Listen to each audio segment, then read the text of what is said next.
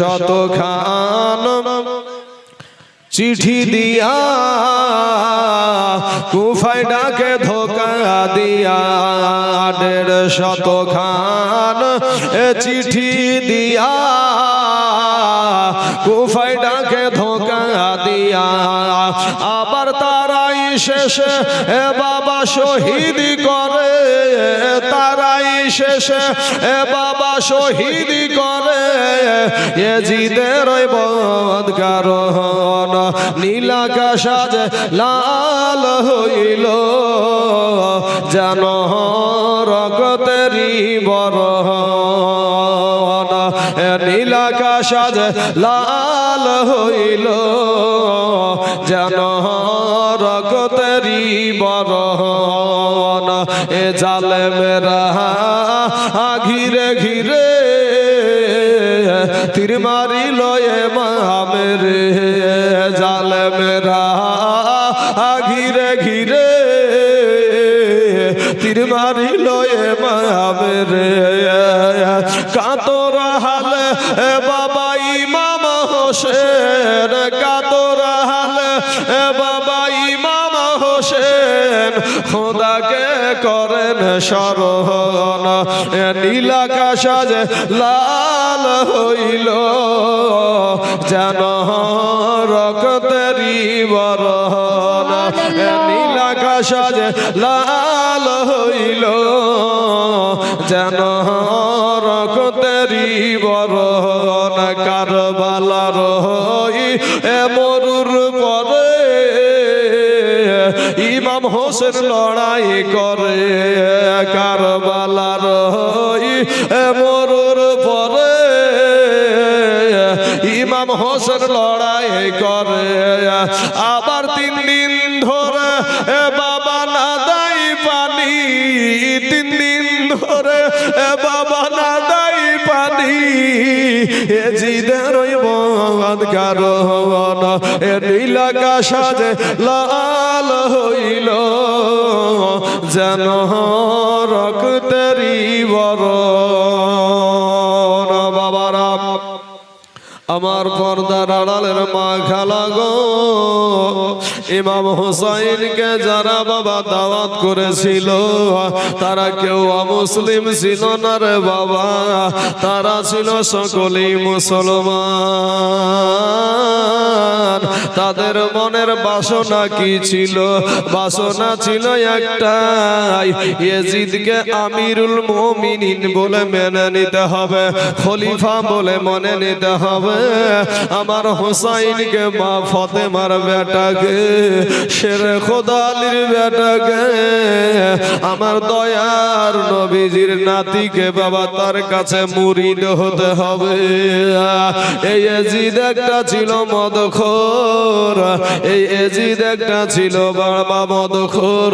এই একটা শরাবখোর ব্যক্তি ছিল আমার হুসাইন মসজিদের মাদ্রাসার আবাদ করেছে বাপ আর এই ইয়াজিদ আপনার মসজিদকে ধ্বংস করেছে কারণ বাবা গো এই ইয়াজিদ বাবা আল্লাহর ঘর কাবা শরীফ আপনার ভাঙতে গিয়েছিল তার সৈন্য দিয়া কাবা শরীফে বাবা এমন ভাবে আগুনের আপনারা আগুনের অস্ত্র আপনার কাবাতে আপনার আক্রমণ করেছিল ওই কাবাতে যখন আপনারা আক্রমণ করেছিল বাবা কাবার গিলাফ গোলাপ পড়ে গিয়েছিল যেই কাবার দিকে মুখ করে আমরা নামাজ পড়ি গো যেই কাবাটা আমার আল্লাহর প্রথম ঘর জোরে বলেন সুবহানাল্লাহ ওই কাবা শরীফে হযরত ইসমাঈল আলাইহিস সালামকে যখন কুরবানি দিতে নিয়ে গিয়েছিল ইব্রাহিম নবী বাবারে ইসমাঈল আলাইহিস সালাম তো কুরবানি হয়েছিল না হয়েছিল একটা দুম্বা জান্নাতি একটা দুম্বা কুরবানি হয়েছিল ওই যে মাথাটা, ওই দুম্বার যে মাথাটা বাবা, ওই মাথাটা কাবা শরীফের ভিতরে বাবা টাঙানো ছিল। ওই এজিদের সৈন্য বাহিনীর আক্রমণে ওই মাথাটা বাবা পড়ে গিয়েছিল। শুধু তাই না রে বাবা, আল্লাহর নবীর যে মসজিদ মদিনা শরীফে, ওই মদিনা শরীফে বাবা যে মসজিদের নাম হলো মসজিদে নববী, সেই মসজিদে 3 দিন আজান ইকামত বন্ধ করে দিয়েছিল বাবা। শুধু তাই না, আমার নবীজির সাহাবীদের বিবিকে জোর করে ধর্ষণ করেছিল রে বাবা, জোর করে ধর্ষণ করেছিল। এ বাবা, যখন আপনার ওই এজিদি বাহিনী যাকে পায় তাকেই মারে, যাকে পায় তাকেই মারে। আল্লাহর নবীর একটা সাহাবী বলছে, আমি পাগল বেশে নবীজির রওজার পাশে পড়েছিলাম, আমি নজর করে দেখেছিলাম ওই 3 দিন যে আজানে কামত দিতে দিয়েছিল না, নমাজি মসজিদের ভিতরে ঘোড়া গাধা উট বেঁধে রেখেছিল। নবীজির মসজিদে পেশাব করাল ছিল রে বাবা, পায়খানা করাল ছিল। এই এজিদ একটা মুসলমান হইয়া ওকে কেমনে আমরা মুমিন মুসলমান বলবো? অথচ আমাদের মতো কিছু টুপিধারী ব্যক্তি, আমাদের মতো কিছু জুব্বাওয়ালা ব্যক্তি, আমাদের মতো কিছু দাড়িওয়ালা ব্যক্তি এই এজিদকে বলে রহমতুল্লাহ আলাইহি। নাউজুবিল্লাহ, জোরে বলেন নাউজুবিল্লাহ। আমার মা জননীরা গো, এজিদকে যারা রহমতুল্লাহ আলাইহি বলে তাদেরকে বলবো তার পুত্র বিটির সাথে তাদের সাথে বিবাহ দেখা, আমরা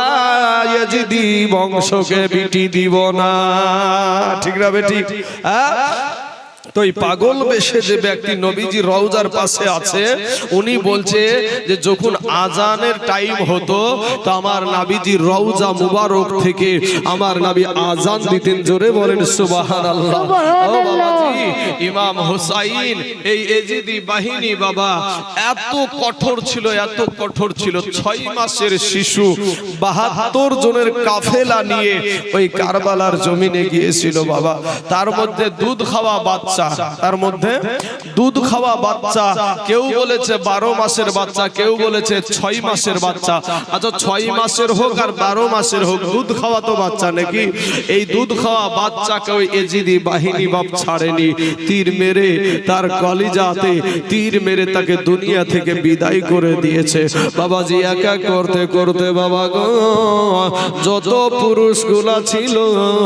সব পুরুষগুলাকে এজিদি বাহিনী ওই কারবালার জমিনে ফুরাত নদীকে ঘেরাও করে দিয়া, পানি বন্ধ করে দিয়া, ইমাম বংশের জন্য পানি দেয় না কারা গো? তারাও ছিল বাবা মুসলমান, তারাও ছিল মসজিদে নামাজ পড়তো বাবা। 2টা ডেরা ছিল,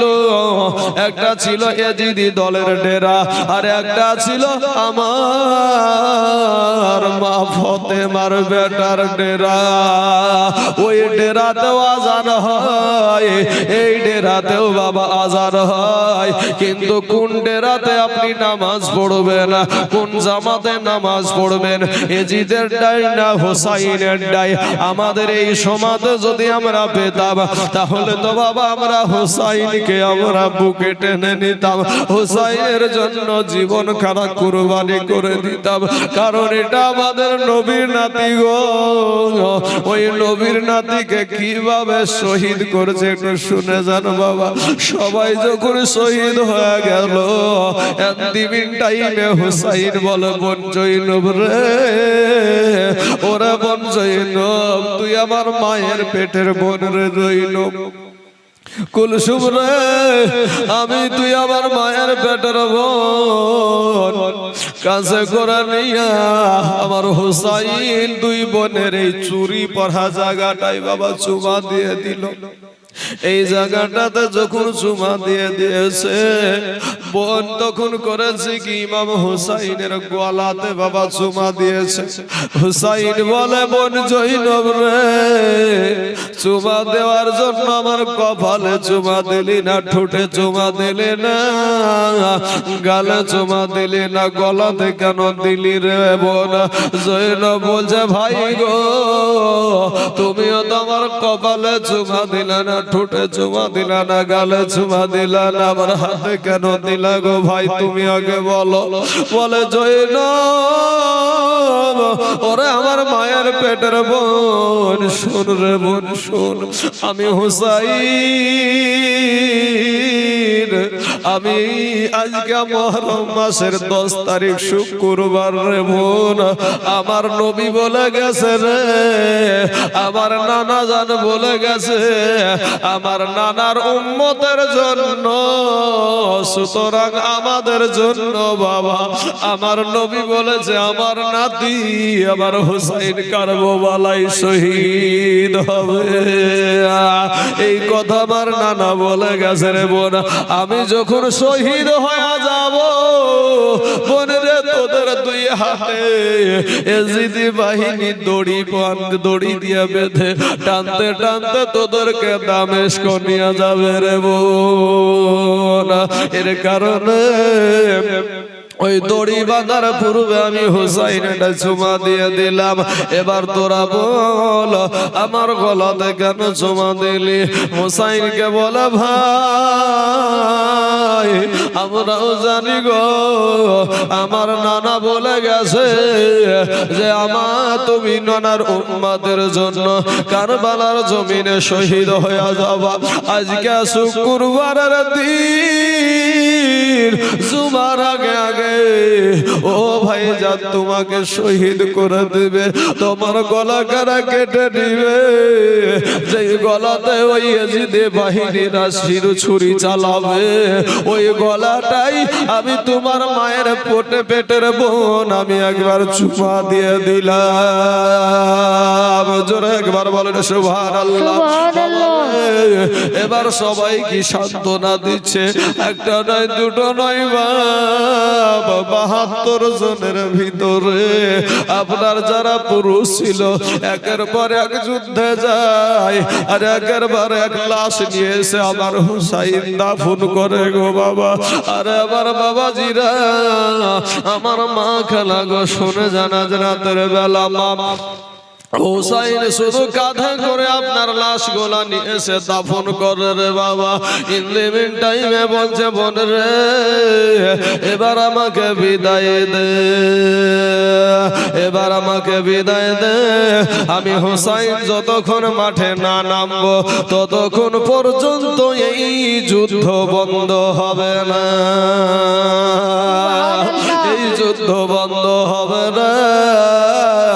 এবার বাবাজি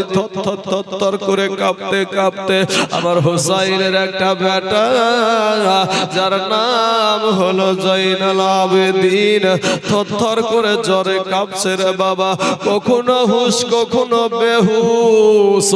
এন্দিমিন টাইমে এসে বলছে আব্বা গো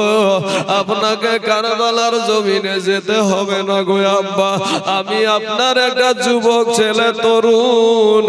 আর আমার মতন একটা বেটাকে রেখে আমার বাপ যাবে শহীদ হয়ে যাবে, আমি কেমন করে দেখবো গো আব্বা, আমি কেমন করে দেখবো,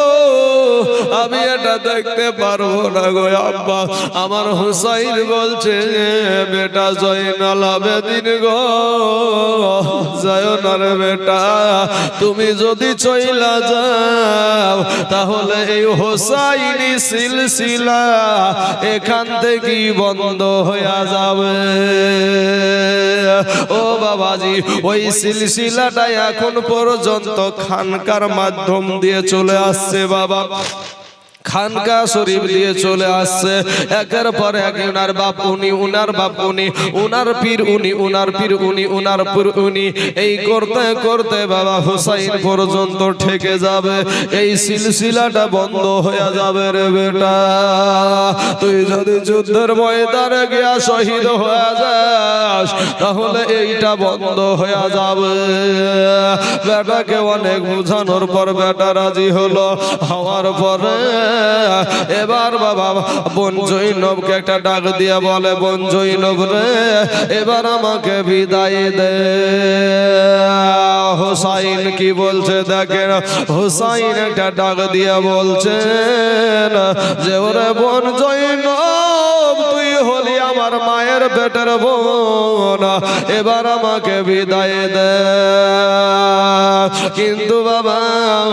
জৈনব বলছে ও ভাই গো থামো গো তোমাকে এখনো মাঠে নামতে হবে না তার আগে আমার দুইটা বেটা আছে একটা বেটার বয়স হলো 8 বছর আর একটা বেটার বয়স হলো 10 বছর এই দুইটা বেটাকে আমি এবার যুদ্ধে পাঠাতে চাই হুসাইন তখন ডাক দিয়া বলে বোন রে ও বোন শোন রে তলোয়ার চলে খঞ্জর মারে খুনের দরিয়া বয়ে যায় আর মাসুম বুকে তীর মারিল আলিয়াস গারের কলে যায় আলিয়াস গারের কলে যায় এ পান করিতে হাউজে কাউসার পান করিতে হাউজে কাউসার জান্নাতে গেলেন তিনি মা ফাতেমা জননী বিবি জয়নাব আরজ করেন ইমাম হোসাইনের তরে আর মুসিবতে সাদিকা দিলে আল্লাহ পাক রহম করে জোরে বলে সুবহানাল্লাহ আল্লাহ পাক রহম করে আওলে মুহাম্মদ করেছে ফারিয়াদ আওলে মুহাম্মদ করেছে ফারিয়াদ হবে তারা কুরবানি ও গো মা ফাতেমা জননী ইমাম হোসাইন আরজ করেন বিবি জয়নাবের তরে আর নয়ন ভইরা দেখে নাও গো আসবো কি না আর ফিরে আসবো কি না আর ফিরে আউলে মুহাম্মদ করেছে ফারিয়াদ হবে তারা কুরবানি মা ফাতেমা জননী ইমাম হোসাইন বাবা শহীদ হইয়া ইমাম হোসাইন শহীদ হইয়া ইসলামকে করেন জিন্দা আর যিনি নিশানো মাতুম কাঁদে কাঁদে আসমানের পারিন্দা জোরে বলে সুবহানাল্লাহ কাঁদে আসমানের পারিন্দা আজ হাফেজ তাইজুলের বাবা হৃদয়ে কাঁদে আজ হাফেজ তাইজুলের বাবা হৃদয়ে কাঁদে বলতে তাদের জীবনী ও গো মা ফাতেমা জননী আজ তোমার হোসাইন এ বাবা বাঁচাতে দেন ওই কারবালাতে হবে কুরবানি ও গো মা ফাতেমা জননী এত করে বললেন ইমাম হুসাইন, তারপরে বলে ভাই গো তোমার এখন আর যাওয়া হবে না গো ভাই, তুমি যদি চলে যাও আমার আব্বার কাছে আমি কেমন করে মুখ দেখাবো গো, আমার দুইটা সন্তান থাকতে আমি তোমাকে যুদ্ধে পাঠিয়েছি, আমার আব্বাকে আমি কি জবাব দেব, আমার নানাকে আমি কি জবাব দেব গো ভাই, ভাই গো তোমার এখন যাওয়া হবে না, আমার দুইটা বেটা একটার নাম হলো আউল আর একটার নাম হলো মুহাম্মদ, এই দুই বেটা এখন চলে যাবে যুদ্ধে, একটার বয়স 60 বছর একটার বয়স হলো বাবা 10 বছর, কিন্তু বাবা রে ইমাম বংশ তো আলাদা বাবা। হুসাইনকে হুসাইন ডাক দিয়ে বলে বোন রে আমার ছোট ছোট ভাগনা গুলাকে আমি কেমন করে ওই যুদ্ধের জিদের 22,000 মানুষের মধ্যে পাঠাবো রে, ওই সমস্ত মদখোরদের কাছে ওই কঠোরদের কাছে আমি কেমন করে পাঠাবো, বলে ভাই গো তোমার 6 মাসের শিশু আলী আসগরকে তুমি কেমন করে নিয়ে গেলা,